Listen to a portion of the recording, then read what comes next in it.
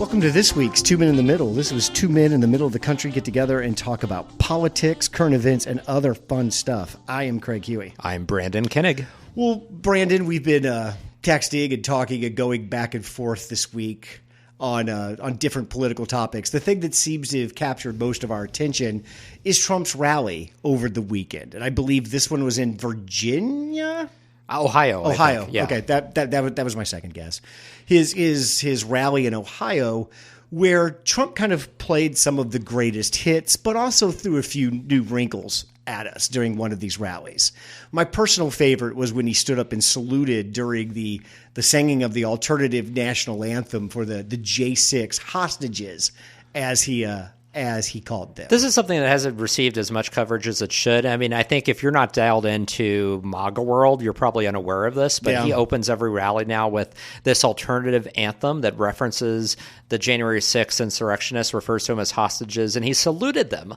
And I mean, it should be appalling. And this is coming from the same president, same party that castigated NFL players like Colin Kaepernick for kneeling and disrespecting the anthem. And here he is turning the anthem upside down with a fake anthem. These rallies are now, an 8-year phenomenon? And they just becoming stranger and weirder and more kind of grotesque as they've gone along. Yes. But you were talking about this before we turned the mics on. These things seem to have no impact at all negatively on Trump. Has it been that we've just become so desensitized in year 8 of these types of displays from Trump that they just don't penetrate anymore?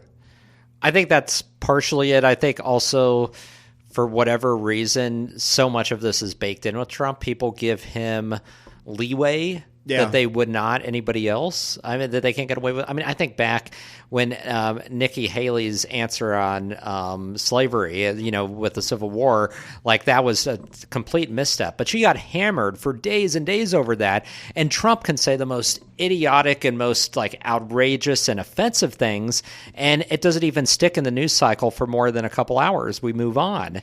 And so I think part of it is just the Steve Bannon discussion or the claim about you just throw everything out there. You inundate the airwaves. You flood the zone with shit. Exactly. That's the phrase. I mean, to quote the quotable Steve Bannon, flood the zone with shit. Flood the zone with shit. And that's what's going on. And then people can't keep up, and then people get frustrated and overwhelmed, and they just can't handle it. And I should say, Steve Bannon didn't invent that tactic. That's also a Soviet classic autocratic tactic too. I mean, that's something that Putin has employed for decades in Russia, and that's resulted in Russians becoming very just demoralized and cynical towards politics and government in general. And so it's difficult to mount an opposition when you have a cynical electorate. And I think that's what Trump intentionally does. And we've talked about this, Craig. He speaks in a way where sometimes it's difficult to nail him, because he'll start to go and be very explicit in one direction, but then just stop right at the line. And then he gives latitude for people to say, oh, well, he didn't really mean that, or you took it out of context. But at the same time, with these comments, and we can get into them, this is the latest in a string of comments where he's talked about that there will be rioting in the streets if he's not reelected, that there will be blood. I mean, this isn't even an isolated occurrence. It's a pattern in which he has threatened or incentivized violence if he doesn't return to the White House. In typical Trump fashion, this is the infamous now, it's going to be a bloodbath if he loses the election, where the context is he's starting off talking about the auto industry. And tariffs for foreign auto imports. China's building mega car plants in Mexico to avoid a tariff getting cars into the United States. Which, by the way, this is a president. Heard of that. This is a president who is running against the incumbent on inflation, but yet he's arguing for tariffs on automobiles as well as on other imported staples, which would drive up inflation even more than it is today. Again, the irony I just cannot escape. So he starts off there, which I guess that would be a normal policy discussion. Yeah. It's in Trumpian terms and language, so you can't follow it. It makes no sense, and half of what he says is just made up bullshit anyway. But then he veers off like he usually in the does. middle of what he calls a policy discussion, he'll say, "Oh, and that's not the least of it. It's going to be a bloodbath." And then a bloodbath for the country. A bloodbath for the country. Is it an economic bloodbath? Is he talking about? Is he talking about the automotive industry is going to turn into a bloodbath, or just saying, "Hey, things are going to suck if I generally don't get elected"? He's probably saying a little bit of all three of those things, and maybe a couple more that I don't know about. But the point is, this is one of Trump's superpowers, and you said it. He knows how to weave in words that are going to cause people to go insane and go along. I mean, he did say, now, if I don't get elected, it will be a bloodbath for the country. And so you look at it again, and people can equivocate and point to the context before. Well, he meant if he doesn't get elected, it'll be a bloodbath for the auto industry. Will be a bloodbath for the country. But again, it's the pattern and the fact that he has made comments like this before that are much more direct, where he basically implies that violence will occur if he doesn't get elected. And this is an example of Trump's superpower that he really developed in 2016. I say something completely, which could be construed as outrageous. You can make a good faith argument that I've said something out of the Overton window. I've said something out of bounds, okay? But I've couched it in a way that I've always got a defense. I wasn't talking about that. I was talking about this. Or the classic, you have no sense of humor. I was just making a joke. Right. And because he doesn't acknowledge anything that he says or does as being negative, people lose their minds and they come at Trump in a way that they overextend themselves. By attacking Trump for something that he says, you go to that extreme, which nullifies your argument. This makes Trump Hitler is the thing that you can point to multiple times. This makes Trump a fascist. Trump wants to be a dictator. By saying what he said, he forces his opponents to overextend themselves, showing their biases, their weaknesses, and their hypocrisy. And when he does that, then he turns his guns on you. And he is a master at that. And he has trained the conservative media ecosystem that he doesn't even have to even do it anymore. They do it for him. I mean, Ben Shapiro, Hugh Hewitt, just go down the list of all the conservative media folks. They all defended Trump today. Mm-hmm. They all said this is BS. This is just more of the media trying to jump on him when they know there's more to it than that. They know the system as well as anybody. So Trump's refined this to a point he doesn't even have to defend himself. He knows everybody will do it for him. Well, and again, we talk about motives, and I think if you're talking about people like Ben Shapiro and the conservative infotainment sphere, like their motivations are relevance and money. Yeah. And so you can have somebody like Ben Shapiro, who was very adamantly opposed to Trump in 2016, said he would never vote for him, and then has come around to the point that he's now hosting a fundraiser for Trump. And said he'd walk through broken glass to vote for him. Yeah. I mean, and it defies belief. How... Okay, I understand that back when I was growing up and there were 3 channels on TV and you just watched ABC, NBC, CBS. You just picked whatever 6 o'clock news anchor you liked, Peter Jennings, Roger Mudd, whoever was, and you just kind of watched that and that's where you got your news from. I understand that there was a heavy corporate influence on what is now called the mainstream media when it comes to news. Even back in the early day where it was just 30 minutes a night, you watched it while you ate dinner, killing time waiting for your local news to come on. I get it that was very corporate influenced. There was a narrow amount of stories and that was something that needed to change. But haven't we just 180'd right back to now the same place where we started? Yeah. Anybody who's claiming to be not mainstream media like the Daily Wire with Shapiro or any other of these companies, your Charlie Kirks, your Steve Bannons that have popped up, they are absolute slaves to their audience. Completely. They will not say anything that will cost them one click or one listener. They're not news in any traditional sense of the word. I mean, they are commentary and they feed back a predisposed narrative that does not change, regardless of how events on the ground change or the candidate, what he says changes. They're not going to deviate from the script, which is they are all about clicks. They're all about monetizing revenue. And that is their sole focus and motivation. And so you have to look at them through that prism. And from the very beginning, there have been so many that have determined that they could grift off of Trump. And so whether or not their values aligned with him didn't matter because the dollar and the quest for the dollar aligned with him. And it's just, you see this on, I can't remember if it was Newsmax or OAN, but I saw one of the clips of Trump at this rally, and the screen, like the outer banner of the screen had like an ad for some kind of like right-wing product, and it was like, call now to get this product, buy this. Like, it's all advertising.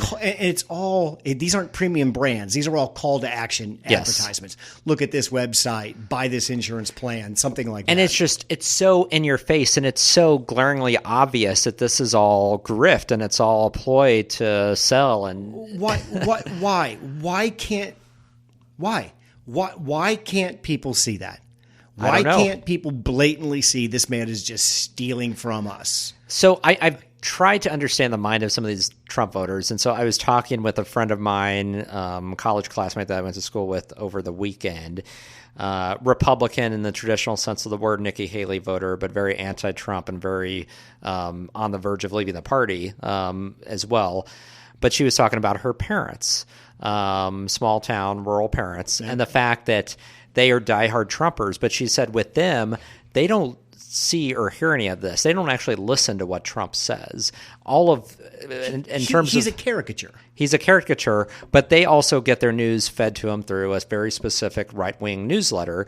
And so she is constantly having to combat what is in that newsletter. So she gets some sort of old school email newsletter to her, and that's how she consumes her political news. That's how her parents do. And then she's having to respond to this newsletter and to what the claims are based on what her parents are believing. But she said that's also part of it. Yeah, there's probably like some people out there who obviously believe and hang on to every word Trump says, but there's another segment of the Trump voting electorate that are not seeing or hearing this, or they're filtering it out. And so it just doesn't resonate. And she was telling me, she's like, when she told her parents about these comments he made over the weekend, they're like, there's no way he said that. I didn't hear that. He didn't say that. She's like, yes, he did. It's on video. Like, it's. So I want to lean into this friend a little bit, because this is the person, Brandon, that I have trouble realizing they exist. And I, to a certain extent, don't believe they exist. This is a traditional kind of Chamber of Commerce Republican. Yes. Someone who's been a Republican most of their life. Right. Trump came on the scene. Did she vote for Trump in 2016? So this is interesting. So she did not vote for him in 2016. Okay. She voted for him in 2020. Wow. Okay. And has basically decided she is not voting for him this year. Yeah. Why? I don't get that. Well, the way that she would describe it is that in 2020 she really didn't want to vote for him. She ultimately did, just based off of the binary choice. Watch what happened with January 6th. Watch what happened with him, in her words, just becoming more and more unhinged. Sure. And doesn't think that he could be effective in any way, and also has come to the viewpoint that he's dangerous. This is also somebody who very much kind of admired the way that Pence behaved in the aftermath of what happened, and so has followed what he has said. So I think that's a great deal of it. But yeah, so I think this gets to the part that, I mean, these voters do exist. How many of them are there? I don't know. But I will say this is also an example of a voter like who, she has a family, very busy, tries to consume news from a broad variety of places, BBC, CNN, Fox, everything, and then like try to figure out like what is actually like what's in the middle. But we've talked a lot throughout the last several years and had a lot of conversations via chat and email. And so I think too, a lot of it is just spending more time, as she would say, on, knowing what's going on, knowing what's being said, and being more involved than she typically had been in the past. So is she a Biden voter? No, she's not there yet. Okay. Yeah. That's I guess that's where I get hung up on. Right. So this woman voted for Trump in 2020. So she's already made one decision one time that she couldn't vote for Biden. After the pandemic, after his performance through all of that, she still could. This is back when Biden was a little bit more viable than he is now. She still couldn't quit him. She still couldn't leave him, but she's going to now, and she's going to pull the lever for Biden. This is what I can't make the adjustment to.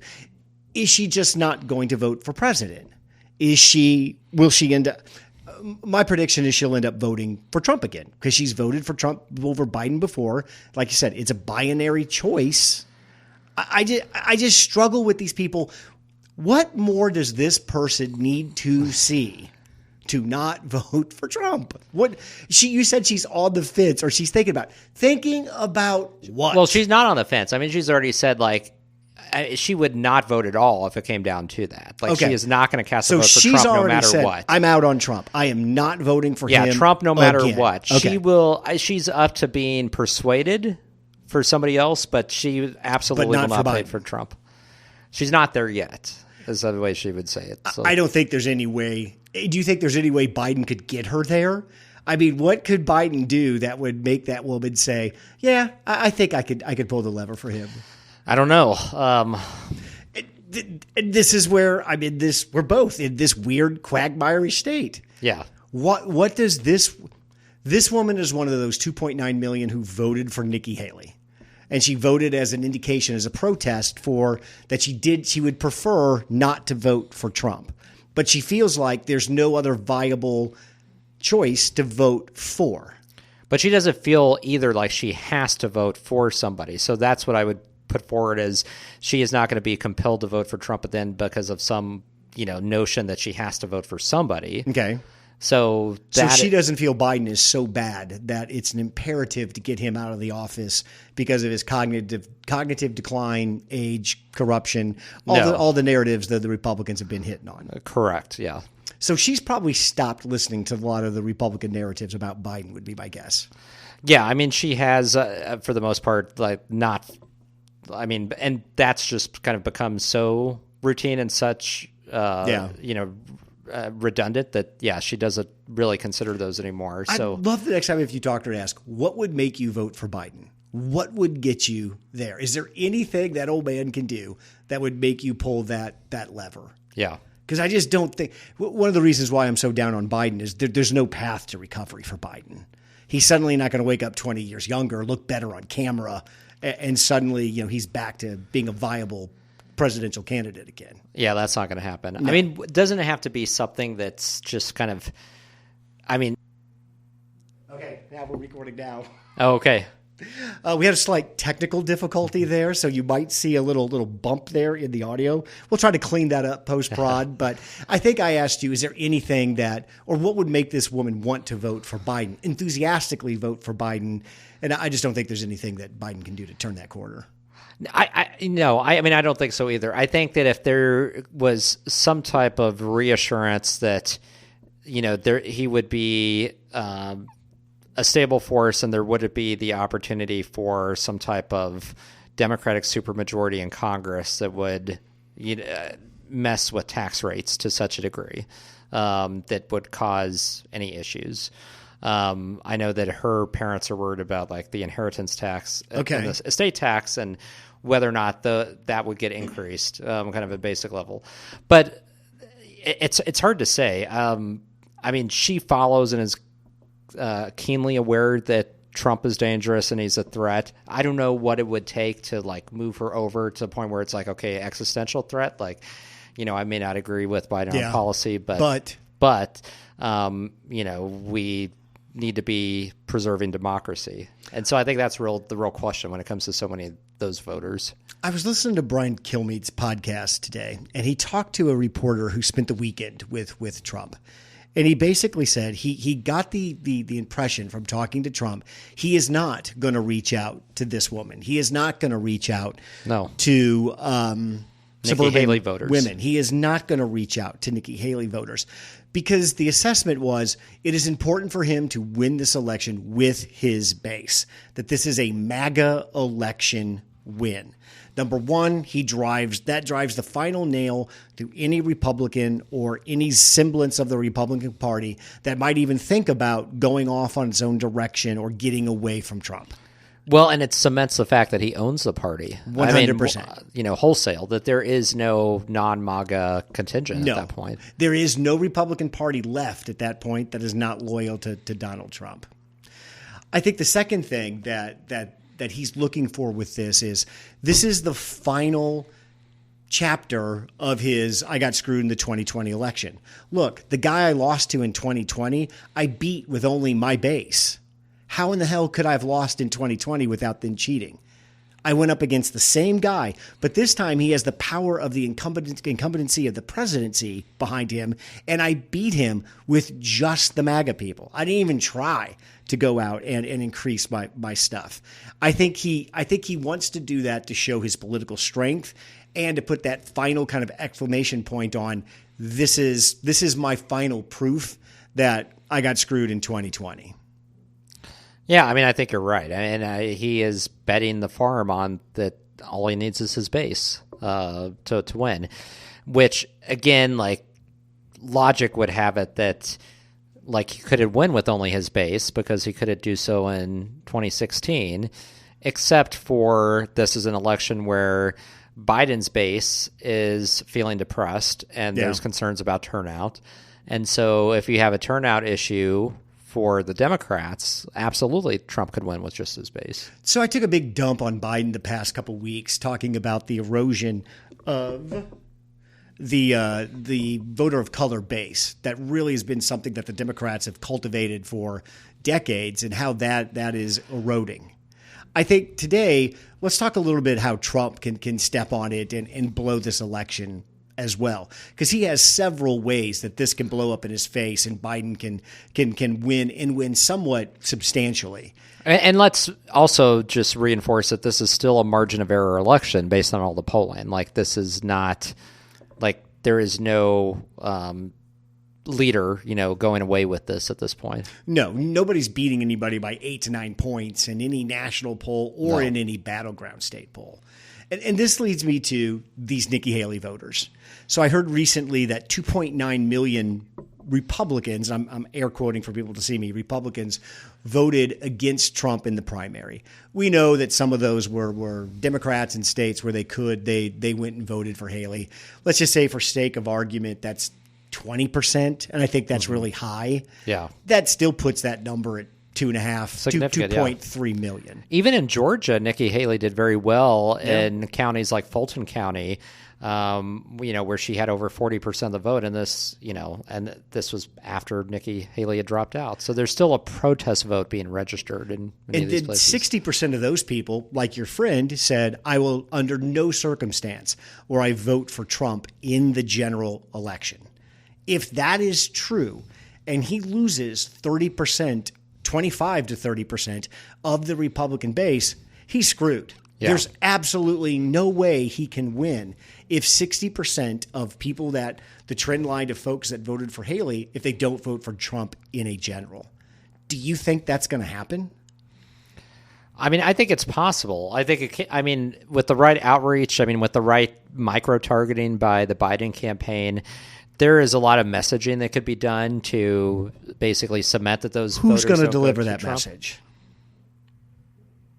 What Democrat's going to deliver that message?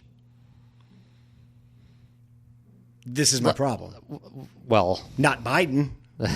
Yeah. Did you see the article about his new shoes today? It has to be a surrogate. Oh, no, I did not see this.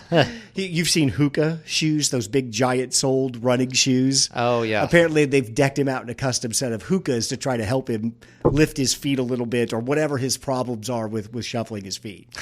I guess my point is, I get it. There's a messaging change. Who's going to deliver that message? Yeah, you have to have surrogates who are willing to do that. I think a lot is also dependent on the message that's sent by, leaders on the other side. If you continue to have somebody like a Nikki Haley who does not endorse Trump, if you have somebody like a Chris Christie that is willing to endorse Biden. So there are messages that can be sent from those types of leaders, Sure. that give basically a permission structure for disaffected Republicans to not vote for Trump and to vote for Biden. That would be more effective than Biden himself making that pitch, I think. I agree, but I think you and I have a basic disagreement. You cannot win a presidential election through surrogates. You just can't. You can't do it. If suddenly, Gavin Newsom or Gretchen Whitmer or whomever is showing up at rally, that's just, to me, that just drives the point home. Why is the person who needs my vote not here? So I don't know how effective they're going to be able to use surrogates, because it just highlights the point that Biden can't get in front of a camera and just can't talk. Yeah, I mean, I don't know. I mean, if he would really need to be the Biden that we saw at the State of the Union from, this day to Election Day. So apparently Biden's pissed that they've put him in a cocoon. He said he's too controlled. They don't let him get out. Sir, you're the president of the effed United States. You get give to the do orders. You tell them what you want, when you want, how you want. And more of the time that story comes out, that's another you've got to be kidding me. The president of the United States feels like he can't run an effective campaign because people are telling him to sit down and be quiet. That, again, that's just total. I just don't think there's a messaging path for Biden that's going to help that woman, that your friend, actually make a turn to vote for Biden. I think she won't vote for Trump, maybe, but I don't think there's any way we can convert her into a Biden voter. And do you think that, I mean, we are so polarized now, we're basically at this point of no return. Because there's a lot of talk, regardless of what happens with the economy or the economics, we're way beyond it's the economy stupid. Yeah. Because people live in their own media silos anyway. And let's be honest, going back to 2017, there hasn't been 1 year where you haven't had a majority of the country saying the country's on the wrong track. Yeah. So since 2017, yeah. Poll after poll, majority of Americans have said that the country's on the wrong track, which begs the question, will there ever be a majority who say we're on the right track at this point if we're 50% polarized? I don't know. You said something last week that I've been thinking about, that from your perspective, and I agree with this, the best outcome in this election is a Democrat, not Biden, a Democrat becoming president. Yeah. That's the best possible outcome we can hope for. And we walk through that, second is remove Kamala Harris and all of this stuff with Biden. But I just don't think there's enough wiggle room or there's enough meat on the bone with Biden for you to sit down with him and to restart the campaign or to come up with some sort of effective messaging strategy other than, we call this the invasion of the body snatchers theory. Have you ever seen that old movie with Donald Sutherland? Yeah, okay. I've seen it. It's pretty wonky. It's pretty weird. Yeah, but remember at the end of it where he's now been body snatched? And he just points at that other woman and starts screaming to let everybody know she's. Oh, yeah. That's all we can do. We can point at Donald Trump and scream. I feel like, that's where we're at. And that's what we're going to do, I guess, for the next 8 months till the election gets here. Yeah. What'd you think of Mike Pence not endorsing Trump? Extremely significant. And this was one of those episodes in American history that stand out because I don't know if there's ever been an example of a president's VP choosing not to endorse him. And yet, for whatever reason, it did not get a lot of attention.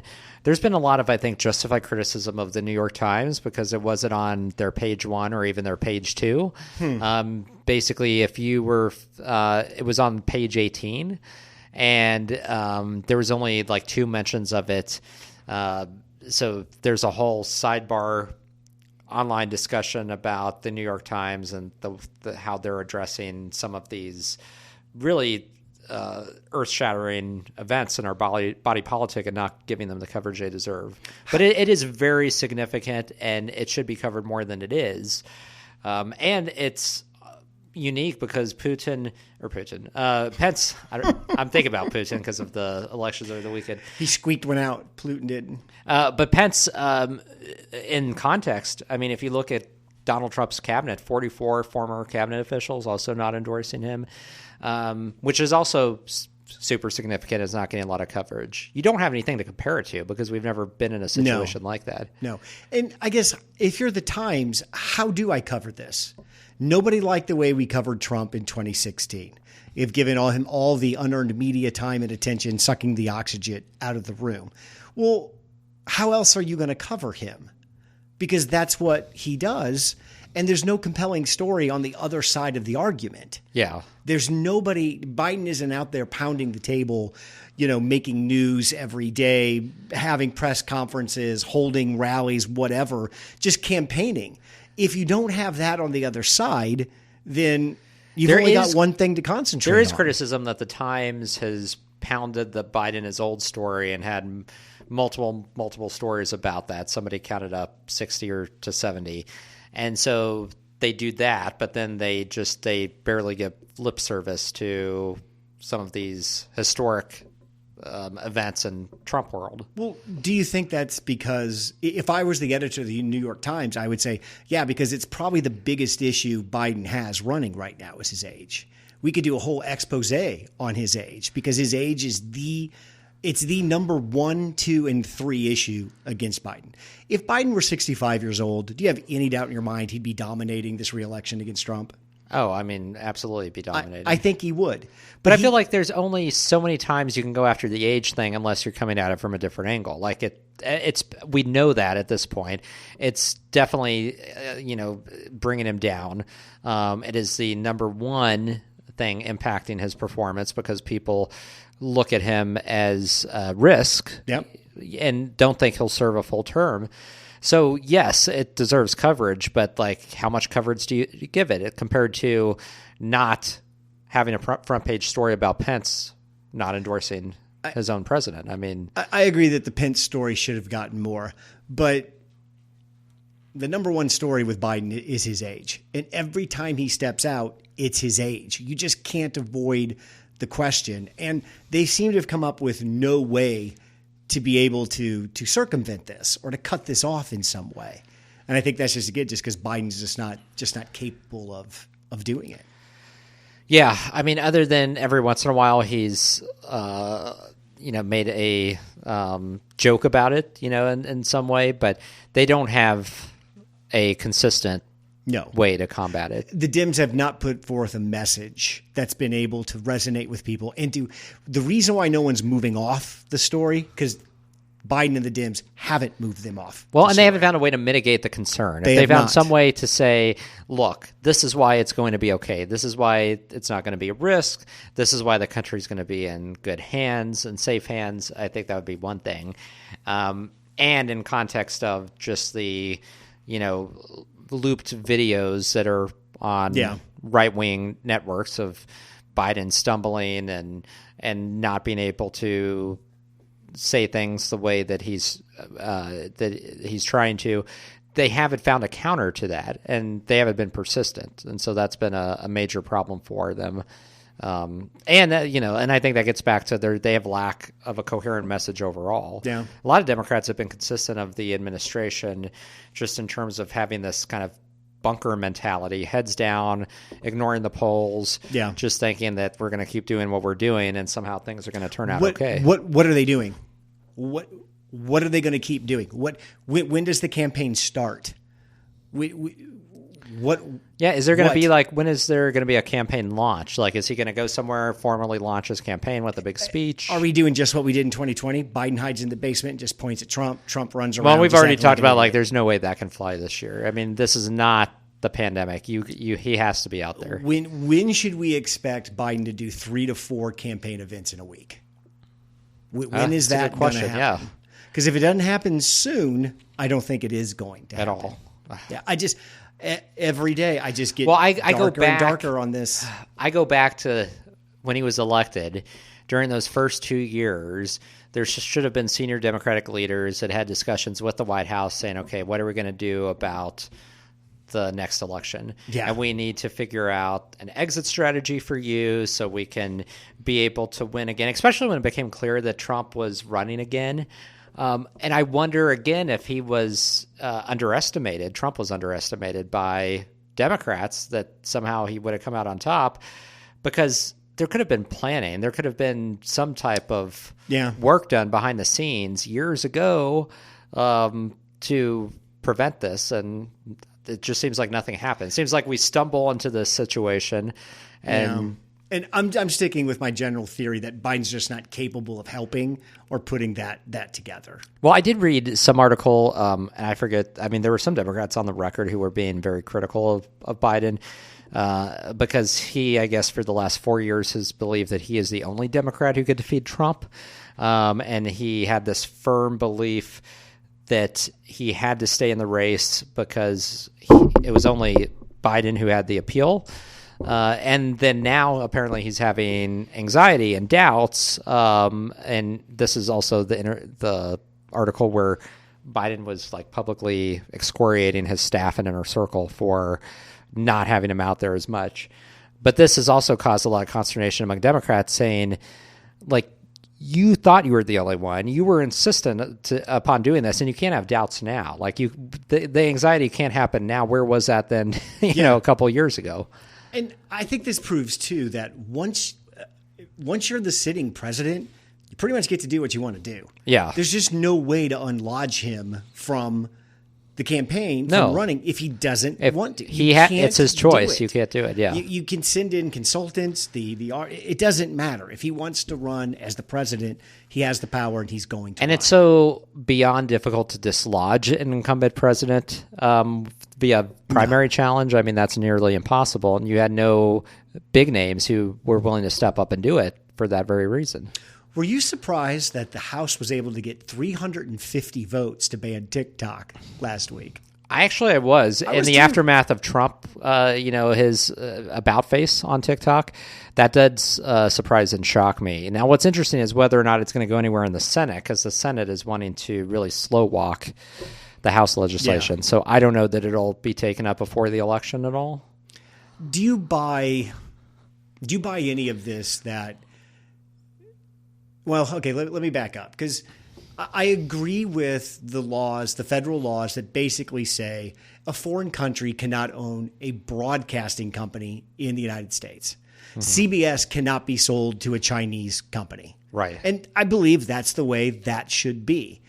Is this an extension of that concept in law now to apps and social media platforms? Is that what we're saying, that we consider an app and social media platforms like a news agency because so many people, like it or not, get their news from them? Therefore, we're extending the federal law banning news agencies from being owned by foreign entities into apps and social media. That would be a very defensible case to make. I think you could make that. I think you could make that case. If you framed it that way, I think people would understand what what the argument is. Right. And the implicit risk of having foreign ownership of a large media entity and what that may mean. I mean, you don't even really have to get into the data implications that way, which get very technical and wonky. So you're kind of an internet dude. Is that a fair way to look at that? Is the comparison between TikTok and CBS News, are we talking apples to apples when it comes to, again, for the purpose of disseminating news information in the United? Are these the same things now? If you narrow it to communication, information, distribution, yes. I think if you're looking at it just from that prism, they are very similar. They are also very different just because of the interactive and engagement capability. You can't really interact or engage with CBS. It's basically true. Piped into your living room. But that is how people get their news. It's a communications medium, and it's a large medium with a footprint in terms of millions of Americans. So there's similarities there in terms of audience reach, in terms of the speed of information, the types of information that is disseminated, and I mean, as you already alluded to, that it is. Especially for those under 30. I mean, the first place they get their news from. I guess I can get there mentally saying that treating the app TikTok like a news agency is on par I can see where you can make that leap. If the president of CBS News hears this, he's probably going to puke in his mouth when we're comparing him to TikTok.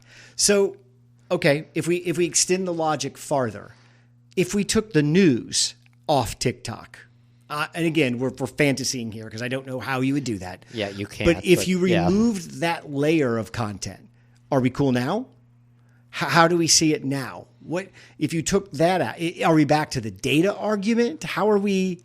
I guess I'm looking for a way to make the best case to the 170 million TikTok users that when they lose this thing, that not everybody should freak out and blame the Democrats and we have a youth protest vote.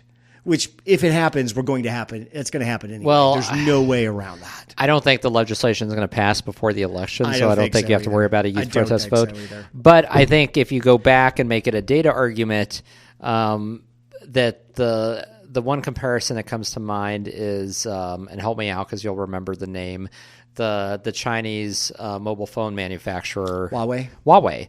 Again, communications device. Great example. And that ended up being banned in the United States because of the security implications and risks due to the data issues around it. Okay, now we've found a precedent and some common ground, maybe, that we could use that to kind of present this to folks. Yeah. We don't let the Huawei phone in the United States because you're basically holding a device that is hacked by the Chinese government or God knows who.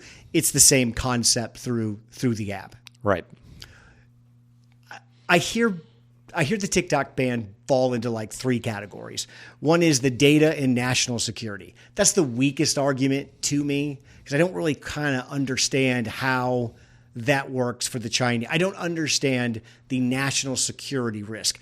Brandon, how do you draw a straight line from my TikTok profile to national security risk? That's the point I'm struggling with. How do we get there?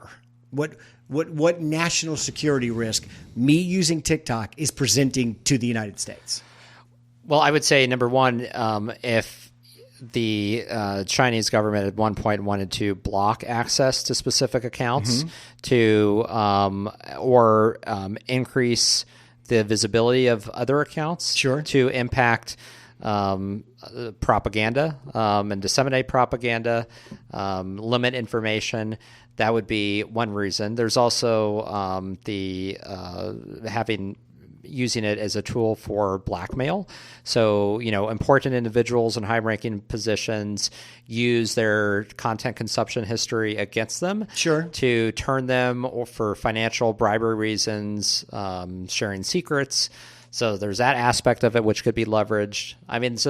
There's different ways that the data on an individual level could be harnessed, much less just blocking and access to some accounts and increasing access to others, where you can really impact what people have exposure to.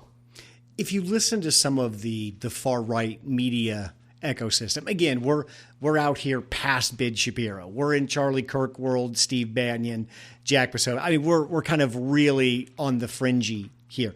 We're in a media ecosystem right now, Brandon, that the whole goal is to create a viral meme. That's the best way to describe these folks. Yeah. Everything's online. If you create a meme, we're in the meme where meme culture meets news on the right-hand side. Yeah. For them, there's a massive issue in the Chinese manipulating the algorithm to present content around LGBTQ and trans issues and other things to youth that they feel is specifically targeted by the Chinese government to deteriorate the culture of the United States. Do you feel that is there any relevancy to that in this TikTok ban? I mean, first of all, I don't think that's what's going on at all. Brandon, you're just not listening to the right podcast then.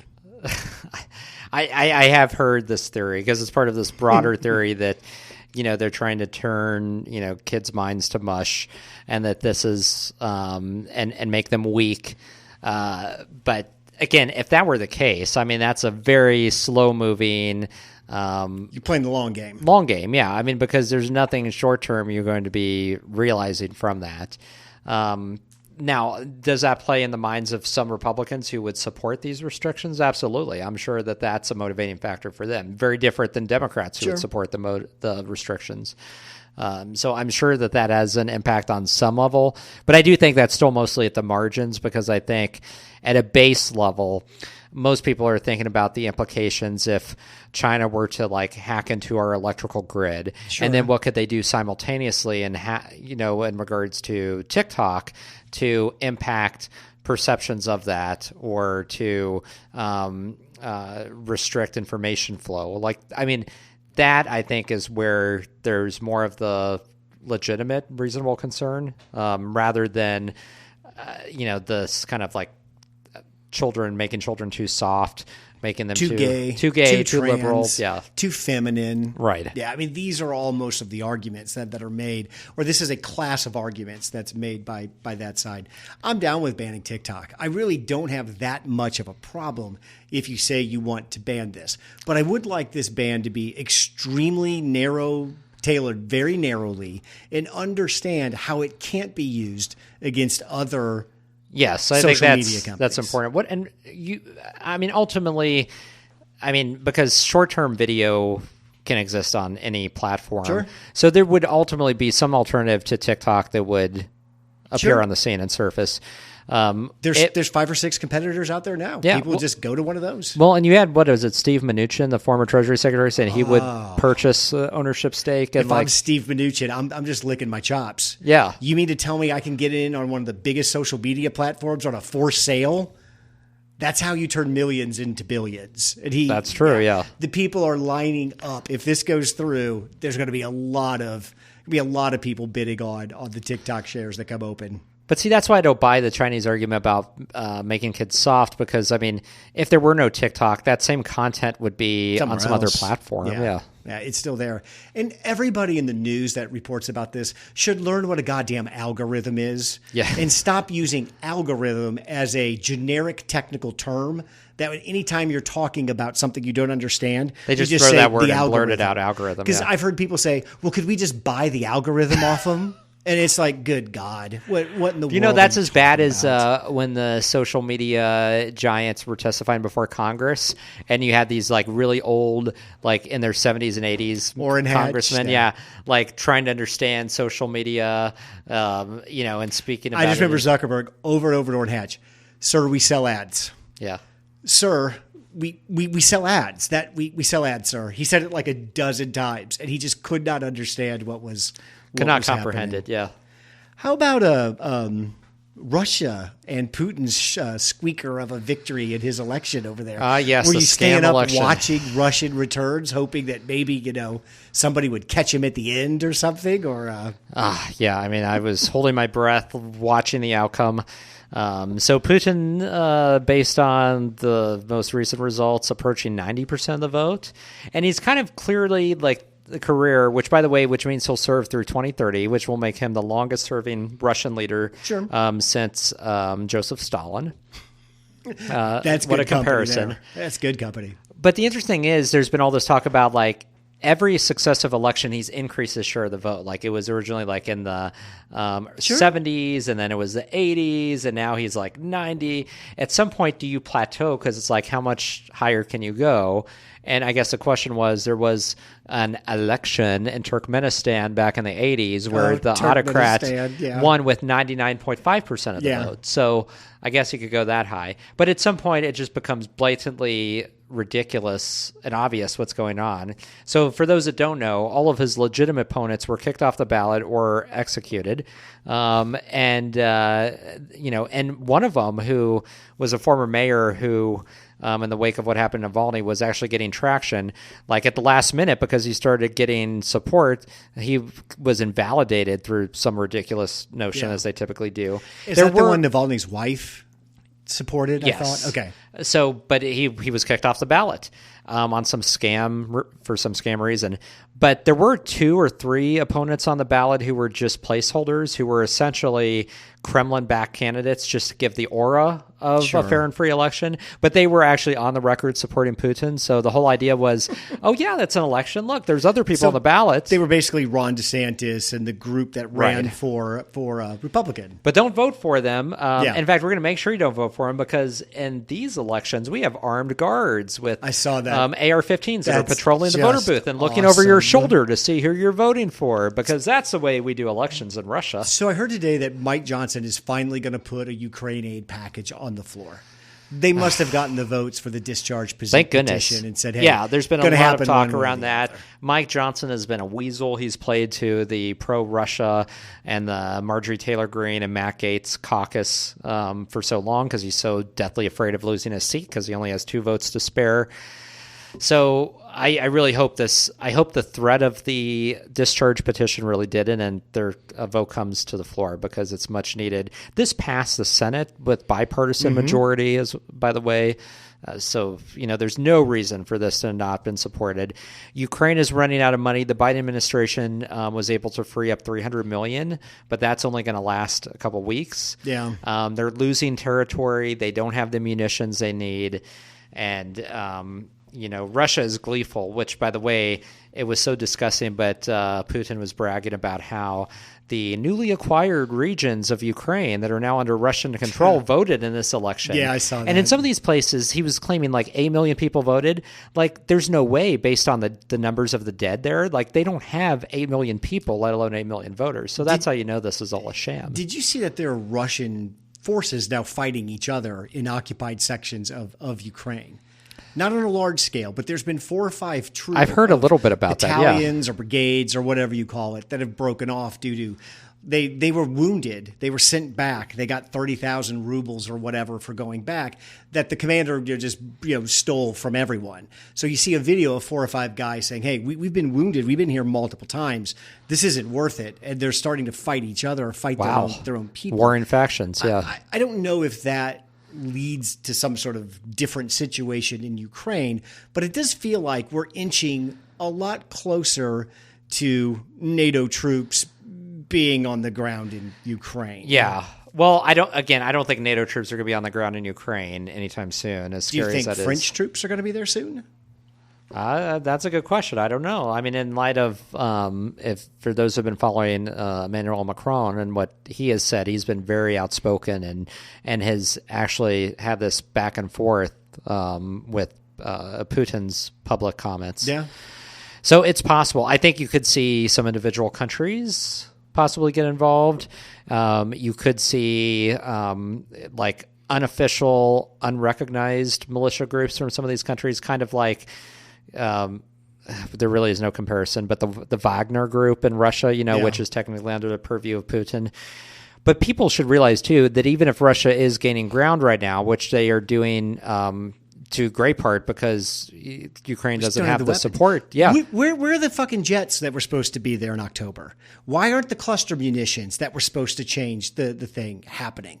I think I don't know. This is what opens up this space for saying, what are we getting out of this? Why can't we send more advanced weapons? Why hasn't Germany stepped up and sent airplanes? Is Europe just going to wait until they're 2 miles outside of Kiev and say, well, I guess it's time to go, guys. Let's go. Fire it up. Part of the problem is most of the European countries do not have the tanks and munitions on the scale that we do, and they don't have modern tanks and munitions. I mean, Germany is a good example. I mean, Germany, for the longest time, couldn't have a standing army. And so they did not keep up their defense as part of the aftermath of World War II and intentionally writing into their constitution that they needed to have a peacetime force and be very deliberate on what they spent on defense. They're changing that now. Germany is scrambling to modernize their military. Yeah. But again, that's slow and that takes some time. I mean, that's also the case with some of the other European countries. I mean, there's just part of the problem is there's nobody on our level when it comes to our military prowess. Sure, I get that. But I firmly believe, and there's evidence to this, that Putin invaded Ukraine after Angela Merkel left Germany. They were very close, and Angela Merkel just told him, you walk one step into Ukraine, we will fire up the German war machine again. We will point this economy at weapons, and we will lead the NATO effort to kick you out. Putin invading Ukraine had nothing to do with Biden, had nothing to do with Afghanistan. It was all about Merkel left. And when she left, it was on. Because Olaf, whatever the a-hole is that's running Germany now, has not sent weapons, has quibbled constantly on expanding their military program. Dude, if you want to wait for Russia to take Kyiv and start a war over, Moldova or some shit, fine. But Germany's got to get off its ass and start moving a little bit more. Well, they do. I mean, and I think all of those countries do. And I think at the end of the day, and it should be noted that most Americans still support, the polling shows us, support our efforts with Ukraine, because I think ultimately they understand that this is what prevents boots on the ground in Europe. If we can check Russia and Ukraine and prevent them from going further, because if they gain control of Ukraine, they're not going to stop there. That's the first step. And anybody who has followed Putin over the years and what he has said knows that he wants to reconstitute this notion of a Russian empire in its glory days. And he sees countries like Moldova, like the Balkans, as really being part of the Soviet Union. They should have never left. So that is a big issue. But also Putin is trying to give this or display of might, especially with this sham election, because this has come at a great cost to Russia. They've lost a little bit over 300,000 troops. Yeah. That's a significant number for a country their size. Artillery, planes. Yeah. Where's the Russian Air Force? This is something else I don't understand. They don't really have one, apparently. They must not have one. Yeah. I've heard about they're one of 3 countries with 5th generation fighters. Haven't seen any of those. If this is trench style embedded warfare, wouldn't some modern aircrafts just blow the piss out of this? You would think. And I think I think we've learned a lot about their military in this process and the fact that they have not modernized and that they're much weaker than they let on. Now that, again, they have numbers, so with numbers they can still overtake Ukraine, but they don't have this amazing, strong military by any means. There is no doubt Finland, Poland, and Sweden could take Russia fairly easily. Absolutely, yeah. And I think we're going to get to a point with this where somebody just says, we're going. If you guys want to fuck around all you want, that's fine. But we're not going to let Russia try to reconstitute the Soviet. That's insane. We'll just go take care of this. Well, and I think it does depend on how far they get. Like if they get to Kiev or get close to Kiev, then I think that's a whole different matter. Yeah. I think there is this trepidation and unwillingness to provoke Russia, because there's this feeling too that, and I think Putin plays his part well, this idea that he's this unpredictable madman who will lob a nuclear weapon over at somebody if he feels even at the least threatened. And I think this is where Biden's just misplaying this too. There's an angle for Biden to just tell Putin, if he would have been a one-term president, he could have told him 2 years ago, I will build my legacy beating your ass. If you pull into this, I will walk out of here a 4-year, one-term president, but on my ledger will be we defeated Russia under me. That would give Biden much more leverage to do something like that without the specter of an election or worrying about how Putin would impact the election. I don't care. It would help him in Israel too. Yeah. Because you could say, listen, I don't give a shit about Michigan's Islamic population. We're going to do what I feel as president is the best thing to do. With that said, I saw that Biden and Netanyahu were going to meet today after Schumer pulled his little "it's time to kick net." Why is that helpful? Why do that? Yeah, I get it. You want to send a political signal to your constituencies in Michigan and Minneapolis, but there's other ways you can do that than that. Then having him do that. Yeah, I agree. And I think that is something that the Israeli citizens will handle, and clearly Netanyahu has done. The polling for him is awful. Like, he's deeply unpopular. Like, he is not going to survive the next election. So they're going into Rafi. There's no way to keep them out of that. Yeah. So they've packed everybody into even smaller space. There's 2 battalions or something there. The last remnants of Hamas is in Rafi, and there's no doubt they're going to bomb the shit out of that place. That's what it looks like. Yeah. Now, where are you at with the Israeli war? Is it time to stop? Is it time to go?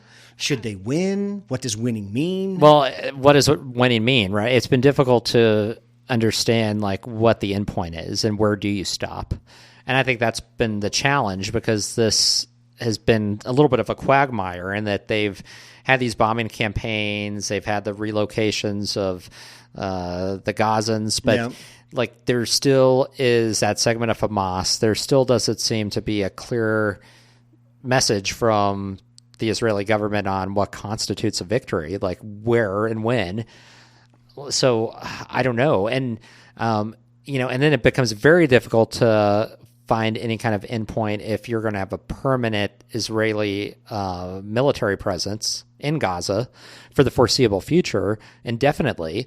That would basically say, well, there is no end to this. It basically gets you into another occupation situation. Yeah. And don't they have to turn around and hit Hezbollah in Lebanon as soon as this is over? I mean, you can't take over Gaza and remove Hamas, but leave Hezbollah just sitting right on your north border. That makes no sense at all. Yeah, and I know that there's been strikes against Hezbollah, but I would expect there's probably more forceful response. That is an area, too, where obviously the issues with Lebanon and sovereignty, that can get very difficult because you don't want the war to spread and for other countries to become involved, because you make the wrong move in Lebanon and then you have Jordan and Saudi Arabia and other countries. Just like Lindsay said, let's just go blow up Iran's oil capacity. I'm sure they'll just sit and take that. Right. Lindsey Graham. I feel like I was taking a shower before coming here, and I got to thinking about, it's been 8 years since I've seen an American president that I think I can identify with and say, that meets my expectation of an American president. Yeah. And I don't know when we're going to get back to saying, yep, that person, yep, that does it for me. I can see this. Yep, that's what we want to do. I just don't think that's ground we're going to get on for a very long time. And who is it? I don't even know what that person looks like. If you try to sketch out the next American president in your mind that brings the country together, can actually talk of unity, deliver unity, that some Republicans would vote for, I can't. What would that person be? But who would they? I mean, What does that person's face look like in your mind? Are they white? Are they black? Are they brown? I think. Is it a woman? That would need to coincide with the societal shift, because I don't even know if the best and well-intentioned person could do that right now with the way that the country is so siloed and so polarized. And so I think that's more of a reflection on where we are as a people than, having this perfect candidate who could do that. I mean, I think there's some candidates who in normal times would be able to do that. If you pluck candidates from 30, 40, 50 years ago, but that doesn't fit the times today. And I think that's part of the problem. We have to have a mindset shift in this country. Like, we have to have a reset culturally for that to happen. Do I think we'll get there? Yeah, I just don't know how quickly. I mean, that's a problem. We're kind of at this pivot point in U.S. history. I mean, this is not considered the norm. This isn't where we were in the 90s or in the early aughts. And I always go back to this, but 9/11, there was this great unifying event, the aftermath, and everybody came together. That would not happen today with any event like that or any event on that level, because we're just not there as a country. Let's end with the week's most important political story, and that is RFK potentially selecting Aaron Rodgers as his VP. Yes. Brandon, are we a serious country anymore? I mean, clearly, there's nothing serious about that in any regard. I don't even know what to say to that. And Aaron Rodgers, actually considering that, how would he? Well, he only learned about it when he was on his ayahuasca trip. So is that I'm true? Assuming when that came down, and no shade to using ayahuasca, but I don't know if this was just something that RFK said. I don't know if Rodgers is involved with this, but this is where we're at. Rodgers said he's interested, so The idea that people think they could be the president of the United States is asinine. By the way, RFK, in addition to just being crazy and having a bunch of crazy ideas, like anti-vaxxer, and I'm not just talking about COVID, but like all vaccines, it's like against nuts. childhood vaccination, Yeah. like long time, like long history of this, believing in crazy ideas. He thought George W. Bush stole the 2004 election. What was the one of the other crazy things? But he subscribes to a lot of crazy conspiracy theories.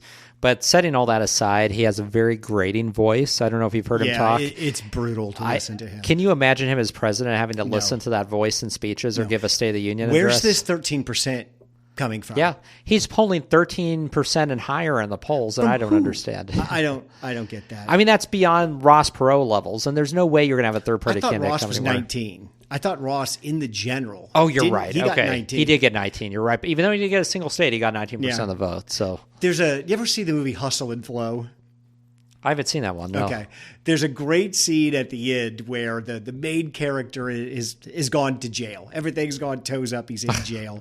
And somebody asked him a question about, did he really believe that he could do this? And he tells the story of, the other day my daughter asked me, could I be president of the United States, Daddy? And I looked her square in the face and lied and said, absolutely you can. Parents, we got to stop telling that lie to kids. Yes. You got to start telling, hey, Johnny or Sally, wow, the odds are really against it that you could be president of the United States. I'm worried that future years we'll have Marjorie Taylor Greene running for president. We'll have, all sorts of things. I grew up in America, Brandon, where I recognized I had betters. There were people better than me. They occupied positions. And I was happy for that and accepted it. And level set with you, yeah. And that is completely gone by the wayside. Oh, I did want to call attention at his Ohio rally over the weekend. Donald Trump humiliated another Republican who folded like a cheap suit. DeSantis. Yes, did you he just see that? went at him for no He talked no about reason. knocking him when he was down, when he was low. I hit him like ISIS. He hit him like ISIS. What? Like who does that kind of comparison to ISIS? Like what? I mean, And for what again, purpose did crazy this serve? offensive. Just, hey, I feel the need to scratch an itch. Because he likes to humiliate people like Tim Scott, like DeSantis. And these people never learn. So they feel like they can play this game and then they just get, thrown in the ringer. And they get humiliated time and time again. I'm telling you. Why is that worth it? Why Nikki is Haley that will worth be it? the VP. It I know, feeds that's not gonna feeds happen. both what they have to have the most. Nikki Haley's just a vessel for power. She will do anything to get in that executive branch, and she knows the odds of that old turd finishing that whole term, either he's going to die or be in jail. I'm standing right there. I hope you're wrong. And that's I don't wanna what's believe the other that. one with, and then there's I forgot what I was even saying. I was just I got in such a hurry to make fun of so that's why Nikki Haley would do it. Trump, are you kidding me? The opportunity to embarrass Nikki Haley on a daily basis. Oh my gosh. To look at her and say the most gross, disgusting things, knowing that all she can do is sit there and smile. take it. That's a kink, Trump. He can't pass that up. Is power worth that? Worth like that I've never had public it, Brandon. humiliation? I don't know. That's what I'm saying. I don't besmirch people for chasing power. It might be so great. I would do it too. But what is the motivation for someone like a Mitch McConnell who's on his way out, who was humiliated by Trump, whose wife was demeaned through racist rhetoric, and then he's willing to come out and say he endorses Trump? Like after all that, You've been Mitch McConnell for so long. What else can you be? But he's retiring. He's not he's at the end of his power. His power All I know is sunsetting. All I know about power is once you have it, you will do anything to hold on to it. It Power must and be relevance. so awesome that there's no way. We call this the CEO syndrome. Yeah. I'll say this again. Brandon, when's the last time somebody told your CEO, wow, that's a dumb idea and we're not doing that? Right. It never happens. Nope. Just be meaner to people. That's our hour. Thanks, Brandon. Thanks, Craig. Thanks for listening to 2 Men in the Middle. Make sure to give us a 5-star review wherever you get your podcasts. Check out our website at 2meninthemiddle.com. Drop us an email at 2meninthemiddle@gmail.com or tweet at us at 2 Men in the Middle. We'll see you next week.